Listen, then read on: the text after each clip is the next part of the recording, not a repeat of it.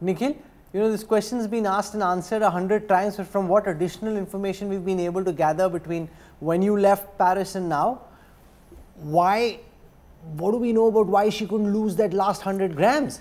I mean, we saw Aman Sehrawat lost some 4+ kilos between his bout and the next day to be able to ensure that he was, you know, off the right weight category. Well, you know, different cases, and just to let our viewers know, and that's because Vinesh, her natural weight being 57, 58, you'd lose a few kilos and then fight in 53. 53 would have been the ideal weight for her to fight in. She had previously fought in the 50 kilogram category, but that was when she was much younger. As you age, your natural weight tends to go up, which is why 50 for her, for many people, was a bridge too far.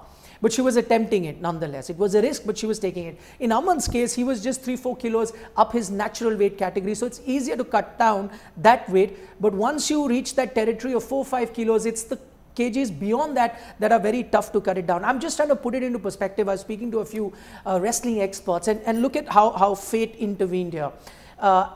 You know, we all celebrated her beating Susaki, the #1 wrestler, and, you know, she played an outstanding match, tactical match, won it. But that could have been counterproductive for her going forward. And I'll try and explain that. Remember, if she had not won that bout, she only plays that one bout.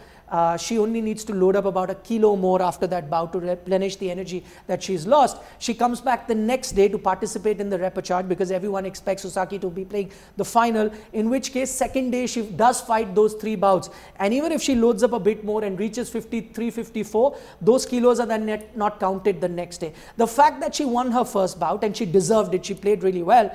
The thing is, she had to fight 2 more bouts the same day, which means she needed plenty more energy going forward for her 3 bouts, which is what ended up her gaining 2.7 kilos, which proved very, very tough for her to lose in the end. Now, many people were asking, why isn't it she didn't prepare for it? That's because previous to this, she fought a few qualification rounds and qualified in the 50 kilogram categories. But on those occasions, she's only fighting the one day. It's a single day competition. So she weighs in, just like here in the Olympics, she's below 50, and then she can fight those 3 or 4 bouts in a day. And even if she ends up adding about 3-4 kilos, that's okay. There's no next day to the competition. She comes into the Olympics for the first time in the last few years, fighting in the 50 kilogram category, more importantly over a 2-day period, which she hadn't been used to. And that's why I say, I mean, you know, if she hadn't won her first round, she definitely would have been playing the bronze and would have been in the weighing in. There's no reason for her to lose that on the basis of that. But I'm looking at this entire scenario in hindsight, having spoken to a few professional wrestlers. It really is an Olympian tragedy. Now we want to see if there'll be an Olympian twist